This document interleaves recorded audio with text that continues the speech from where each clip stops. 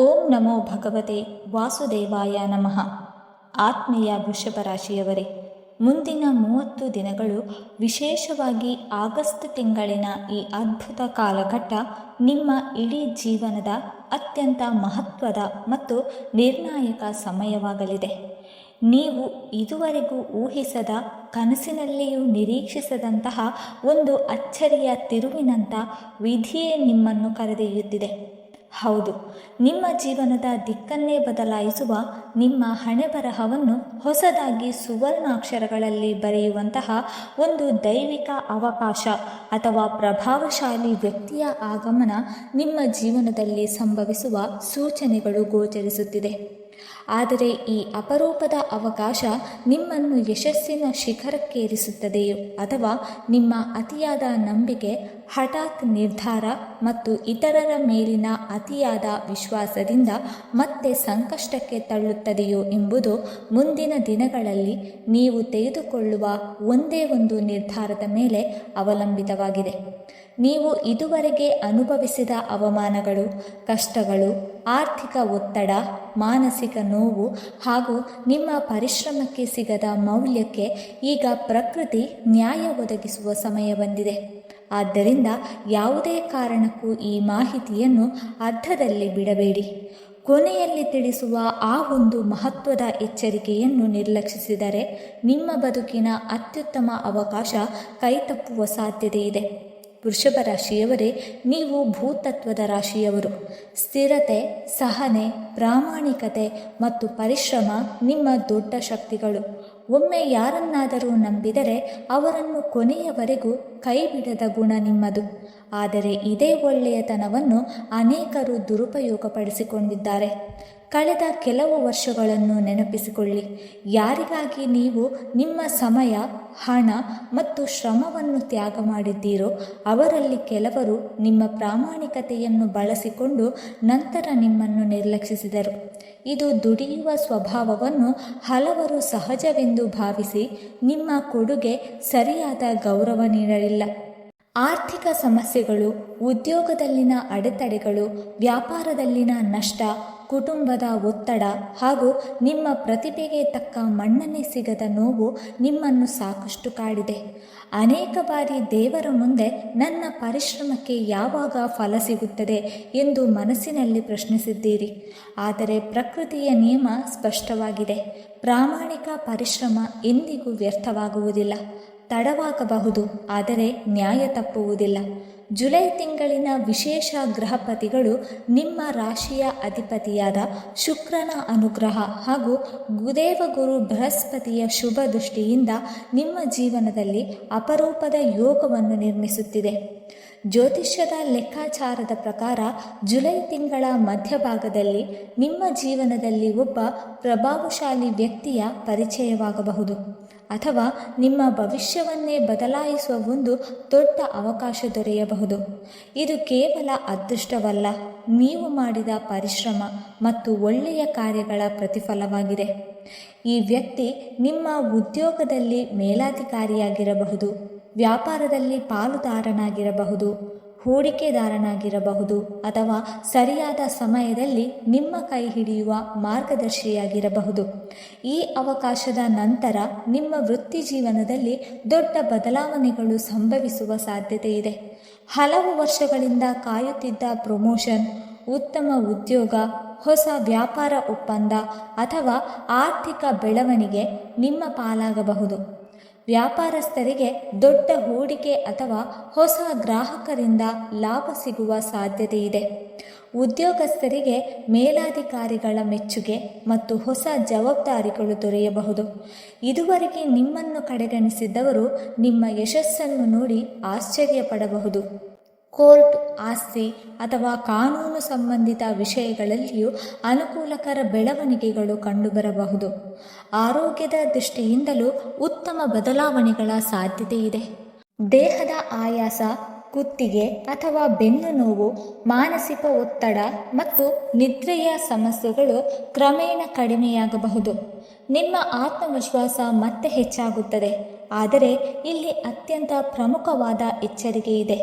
ಯಶಸ್ಸು ಬಂದಾಗ ನಿಜವಾದ ಮತ್ತು ನಕಲಿ ಜನರ ನಡುವಿನ ವ್ಯತ್ಯಾಸ ಸ್ಪಷ್ಟವಾಗುತ್ತದೆ. ನಿಮ್ಮ ಪ್ರಗತಿಯನ್ನು ಕಂಡು ಹಿಂದೆ ನಿಮ್ಮನ್ನು ನಿರ್ಲಕ್ಷಿಸಿದ್ದ ಕೆಲವರು ಮತ್ತೆ ನಿಮ್ಮ ಜೀವನಕ್ಕೆ ಬರಲು ಪ್ರಯತ್ನಿಸಬಹುದು. ಅವರು ಸ್ನೇಹಿತರಾಗಿರಬಹುದು, ಸಂಬಂಧಿಕರಾಗಿರಬಹುದು ಅಥವಾ ಹಳೆಯ ಪರಿಚಯಸ್ಥರಾಗಿರಬಹುದು. ತಮ್ಮ ಕಷ್ಟಗಳನ್ನು ಹೇಳಿಕೊಂಡು ನಿಮ್ಮ ಸಹಾಯವನ್ನು ಕೇಳಬಹುದು. ವೃಷಭ ರಾಶಿಯವರೇ, ನಿಮ್ಮ ದೊಡ್ಡ ಶಕ್ತಿ ನಿಮ್ಮ ಒಳ್ಳೆಯತನ. ಆದರೆ ಇದೇ ಸಮಯದಲ್ಲಿ ಅದು ನಿಮ್ಮ ದೊಡ್ಡ ದುರ್ಬಲತೆಯಾಗದಂತೆ ನೋಡಿಕೊಳ್ಳಿ. ಆ ದೊಡ್ಡ ಅವಕಾಶ ಅಥವಾ ಪ್ರಭಾವಶಾಲಿ ಮಾರ್ಗದರ್ಶಕ ನಿಮ್ಮ ಜೀವನಕ್ಕೆ ಬಂದಾಗ ನಿಮ್ಮ ಏಳಿಗೆಯನ್ನು ಸಹಿಸದ ಕೆಲವರು ನಿಮ್ಮ ಕಿವಿಯೂದಿ ಆ ವ್ಯಕ್ತಿಯ ಬಗ್ಗೆ ಅನುಮಾನ ಹುಟ್ಟಿಸಲು ಪ್ರಯತ್ನಿಸಬಹುದು.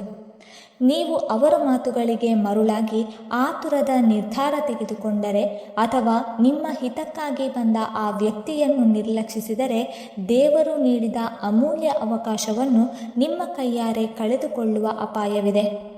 ನೆನಪಿಡಿ, ಇಂತಹ ಮಹಾಯೋಗಗಳು ಜೀವನದಲ್ಲಿ ಪದೇ ಪದೇ ಬರುವುದಿಲ್ಲ. 12 ವರ್ಷಗಳ ಬಳಿಕ ದೊರೆತಿರುವ ಈ ಗುರುಬಲದ ಆಶೀರ್ವಾದವನ್ನು ಆಗಸ್ಟ್ ತಿಂಗಳಿನಲ್ಲಿ ಸಂಪೂರ್ಣವಾಗಿ ಸದುಪಯೋಗಪಡಿಸಿಕೊಳ್ಳಬೇಕು. ನಿಮ್ಮ ಪ್ರಗತಿಯನ್ನು ತಡೆಯಲು ಕೆಲವರು ನಿಮ್ಮ ಹಿಂದೆ ಸಂಚು ರೂಪಿಸಬಹುದು.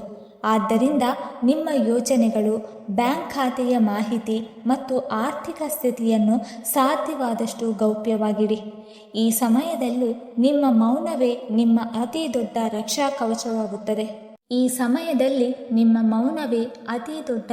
ಕವಚವಾಗುತ್ತದೆ. ಈ ಹೊಸ ಅವಕಾಶ ತರುವ ವ್ಯಕ್ತಿ ನಿಮ್ಮ ಜೀವನದ ಅನೇಕ ಆಯಾಮಗಳಲ್ಲಿ ಬದಲಾವಣೆ ತರಬಹುದು. ಬಹಳ ವರ್ಷಗಳಿಂದ ವಿವಾಹ ವಿಳಂಬವಾಗಿರುವ ವೃಷಭ ರಾಶಿಯವರಿಗೆ ಈ ಆಗಸ್ಟ್ ತಿಂಗಳಿನಲ್ಲಿ ಉತ್ತಮ ಜೀವನ ಸಂಗಾತಿಯ ಯೋಗವೂ ಮೂಡಿಬರಬಹುದು. ಆ ಸಂಗಾತಿಯೇ ನಿಮ್ಮ ಅದೃಷ್ಟದ ಬಾಗಿಲು ತೆರೆಯುವ ವ್ಯಕ್ತಿಯಾಗುವ ಸಾಧ್ಯತೆ ಇದೆ. ನಿಮ್ಮ ಭಾವನೆಗಳನ್ನು ಅರ್ಥ ಮಾಡಿಕೊಳ್ಳುವ, ನಿಮ್ಮ ಕನಸುಗಳಿಗೆ ಬೆಂಬಲವಾಗುವ ನಿಜವಾದ ಸಂಗಾತಿ ನಿಮ್ಮ ಜೀವನಕ್ಕೆ ಬರಬಹುದು. ವಿದ್ಯಾಭ್ಯಾಸ, ಸ್ಪರ್ಧಾತ್ಮಕ ಪರೀಕ್ಷೆಗಳು, ಕಲೆ, ಸಂಗೀತ, ವ್ಯಾಪಾರ ಅಥವಾ ಉನ್ನತ ಶಿಕ್ಷಣಕ್ಕಾಗಿ ಶ್ರಮಿಸುತ್ತಿರುವ ವೃಷಭ ರಾಶಿಯ ವಿದ್ಯಾರ್ಥಿಗಳಿಗೆ ಈ ಸಮಯದಲ್ಲಿ ಒಬ್ಬ ಉತ್ತಮ ಮಾರ್ಗದರ್ಶಕ ಸಿಗುವ ಸಾಧ್ಯತೆ ಇದೆ. ಅವರ ಸಲಹೆಗಳನ್ನು ಗೌರವಿಸಿದರೆ ವಿದೇಶಿ ಅವಕಾಶಗಳು ಅಥವಾ ಉನ್ನತ ಹುದ್ದೆಗಳ ಕನಸು ನನಸಾಗಬಹುದು. ಆದರೆ ಯಶಸ್ಸಿನ ಸನಿಹದಲ್ಲಿ ಆಗಸ್ಟ್ 15ರ ಆಸುಪಾಸಿನಲ್ಲಿ ನಿಮ್ಮ ಮನಸ್ಸಿನಲ್ಲಿ ಅಕಾರಣ ಭಯ, ಗೊಂದಲ ಅಥವಾ ನಾನು ಇದಕ್ಕೆ ಅರ್ಹನೇ ಎಂಬ ಅನುಮಾನ ಮೂಡಬಹುದು. ದಯವಿಟ್ಟು ಇದಕ್ಕೆ ಹೆದರಬೇಡಿ. ಇದು ನಿಮ್ಮ ನಿಜವಾದ ಭಾವನೆಯಲ್ಲ, ಯಶಸ್ಸಿನ ಮುನ್ನ ಎದುರಾಗುವ ಮಾನಸಿಕ ಪರೀಕ್ಷೆ ಮಾತ್ರ. ಆತ್ಮವಿಶ್ವಾಸ ಕಳೆದುಕೊಳ್ಳಬೇಡಿ. ಈ ಸಮಯದಲ್ಲಿ ಸಾಧ್ಯವಾದಷ್ಟು ಸಕಾರಾತ್ಮಕ ವಾತಾವರಣದಲ್ಲಿರಿ. ಒಳ್ಳೆಯ ಪುಸ್ತಕಗಳನ್ನು ಓದಿ, ಧ್ಯಾನ ಮಾಡಿ, ಆಧ್ಯಾತ್ಮಿಕ ಚಿಂತನೆಗೆ ಹೆಚ್ಚು ಸಮಯ ಕೊಡಿ.